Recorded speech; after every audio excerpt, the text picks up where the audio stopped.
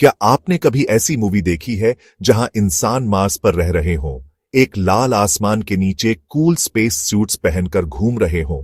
Hollywood blockbusters से लेकर real life visionaries के एम्बिशियस प्लान्स तक मार्स को कॉलोनाइज करने का आइडिया हर जगह है। ये एक पावरफुल ड्रीम है, ह्यूमैनिटी का मल्टी प्लैनेटरी स्पीसीज बनना, फ्यूचरिस्टिक सिटीज के साथ लाल ग्रह पर डोम्स के नीचे। नासा और हमारी अपनी आईएसआरओ जैसी स्पेस एजेंसीज इस गोल की तरफ एक्टिवली काम कर रही हैं, पावरफुल रॉकेट्स और टेक्नोलॉजीज डेवलप कर रही हैं जो हमें इस साइंस फिक्शन रियलिटी के और करीब लाती है। ये ड्रीम सिर्फ एडवेंचर के बारे में नहीं है, ये ह्यूमैनिटी के फ्यूचर को सिक्योर करने के बारे में है, हमारी स्पीशीज के लिए एक बैकअप प्लान। लेकिन जितना एक्साइटिंग यह लगता है, ड्रीम और रियलिटी के बीच एक बहुत बड़ा गैप है। अभी भी बहुत बड़ी रुकावटें हैं जो इंसानों को मंगल पर बसने से रोकती हैं। Imagine the toughest survival challenge you can think of. अब उस डिफिकल्टी को 1000 गुना बढ़ा दें। सफर खुद ही डीप स्पेस में 6 से 9 महीने का एक ग्रूलिंग ट्रिप है, लेकिन पहुंचना तो बस शुरुआत है। वह ग्रह एक जमा हुआ रेगिस्तान है जो डेडली रेडिएशन से बॉम्बार्डेड होता है, जिससे हमारी पृथ्वी का एटमॉस्फेयर हमें बचाता है। वहां सांस लेने के लिए शायद ही कोई हवा है, और जो थोड़ी बहुत है वह हमारे लिए टॉक्सिक है।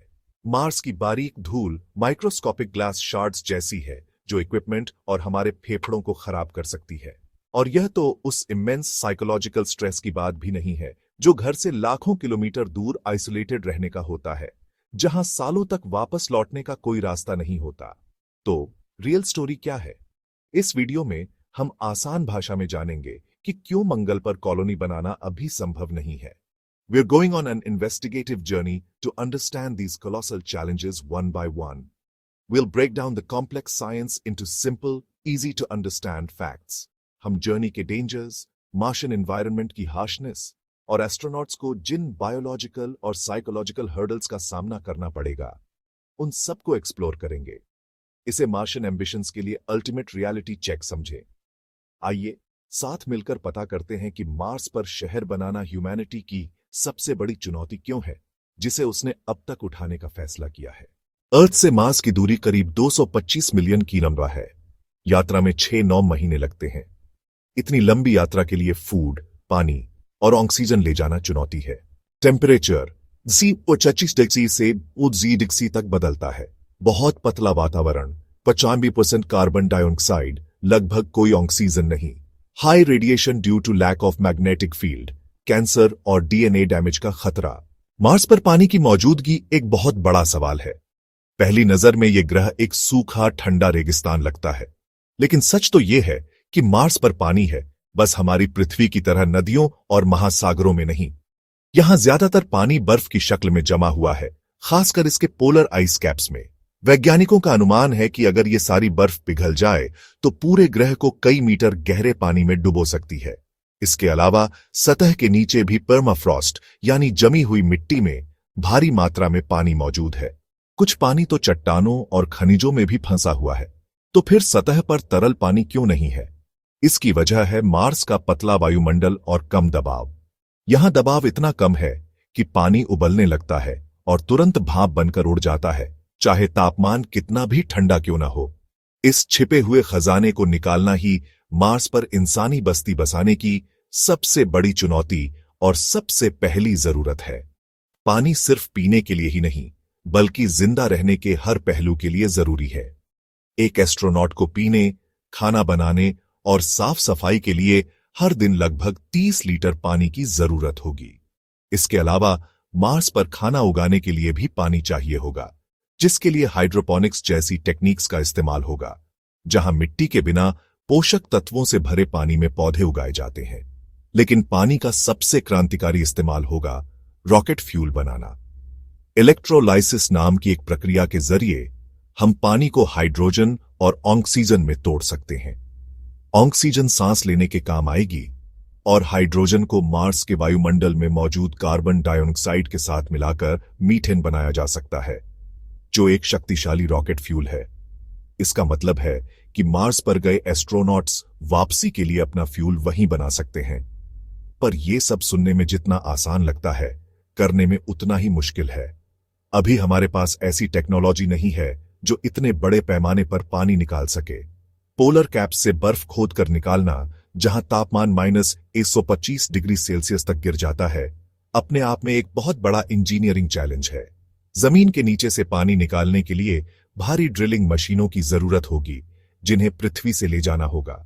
फिर उस पानी को प्यूरिफाई भी करना होगा, क्योंकि उसमें जहरीले पर्चलोरेट सॉल्ट्स मिले हो सकते हैं। एक छोटे से साइंटिफिक एक्सपेरिमेंट और एक पूरी कॉलोनी को सपोर्ट करने वाले सिस्टम में जमीन आसमान का फर्क है। इसलिए मार्स पर पहला कदम रखने से पहले हमें पानी निकालने और उसे इस्तेमाल करने का एक मजबूत और भरोसेमंद तरीका खोजना होगा। लो ग्रेविटी, मास ग्रेविटी सिर्फ 31% ऑफ अर्थ, हड्डियां और मसल्स कमजोर हो जाएंगी। लंबे समय तक आइसोलेशन और कन्फाइनमेंट, मानसिक स्वास्थ्य पर बुरा असर, मेडिकल इमरजेंसी में तुरंत मदद मिलना असंभव। कॉलोनाइजेशन के लिए advanced spacecraft, habitats, life support systems चाहिए। एक ही मिशन का खर्चा अरबों डॉलर है। स्पेस एजेंसीज अभी रिसर्च स्टेज में है। पूरी कॉलोनाइजेशन बहुत महंगी है। मार्स पर फार्मिंग पॉसिबल नहीं, सॉइल टॉक्सिक है, वातावरण अनुकूल नहीं, फूड ले जाना बहुत महंगा पड़ेगा। केवल क्लोज्ड हाइड्रोपोनिक सिस्टम से थोड़ी मात्रा में उगाना संभव है। किस देश का अधिकार मार्स पर होगा? इंटरनेशनल स्पेस ट्रीटी के तहत किसी देश का मालिकाना हक नहीं। कॉलोनाइजेशन से ओनरशिप और लॉ की बड़ी समस्या, लिमिटेड लोगों के साथ सालों तक रहना, कॉन्फ्लिक्ट्स हो सकते हैं, फैमिली और पृथ्वी से दूर रहने का emotional impact, long term social development मुश्किल। मंगल पर इंसानी बस्ती बसाना यह सिर्फ एक साइंस फिक्शन मूवी का प्लॉट नहीं, बल्कि इंसानियत के सबसे बड़े सपनों में से एक है। सोचिए, एक ऐसी दुनिया जहां इंसान 2 ग्रहों पर रहते हों। एक ऐसी सुबह जब आप पृथ्वी का नहीं, बल्कि मंगल का सूर्योदय देखें। यह सपना हमें भविष्य की ओर खींचता है, हमें इंस्पायर करता है कि हम अपनी सीमाओं से आगे बढ़ें। यह दिखाता है कि इंसान की जिज्ञासा और खोज की भावना कितनी असीम है। लेकिन जैसा कि हमने इस वीडियो में देखा, इस सपने और हकीकत के बीच एक बहुत लंबी और मुश्किलों भरी खाई है। ये खाई सिर्फ दूरी की नहीं, बल्कि अनगिनत चुनौतियों की है। हमें मंगल के खतरनाक कॉस्मिक रेडिएशन से बचना होगा, जो हमारे डीएनए को तबाह कर सकता है। हमें वहां की पतली एटमॉस्फेयर, जो सांस लेने लायक नहीं है, और 60 डिग्री सेल्सियस के औसत तापमान का सामना करना होगा। मंगल की धूल, जो कांच के टुकड़ों की तरह तेज है, हमारे इक्विपमेंट और फेफड़ों के लिए एक बड़ा खतरा है। टेक्नोलॉजिकली हमें ऐसे सेल्फ सस्टेनिंग हैबिटेट्स बनाने होंगे जो सालों तक बिना पृथ्वी से सप्लाई लिए चल सकें। हमें पानी, हवा और खाने को 100% रिसाइकल करने वाले लाइफ सपोर्ट सिस्टम्स चाहिए। और सबसे बड़ी बात, हमें मंगल तक पहुंचने के लिए फास्टर प्रोपल्शन टेक्नोलॉजी की जरूरत है, ताकि महीनों का सफर हफ्तों में पूरा हो सके। और फिर आते हैं ह्यूमन चैलेंजेस। सालों तक एक छोटे से स्पेस में बंद रहना, अपने परिवार और दोस्तों से करोड़ों किलोमीटर दूर, इसका साइकोलॉजिकल इंपैक्ट बहुत गहरा होगा।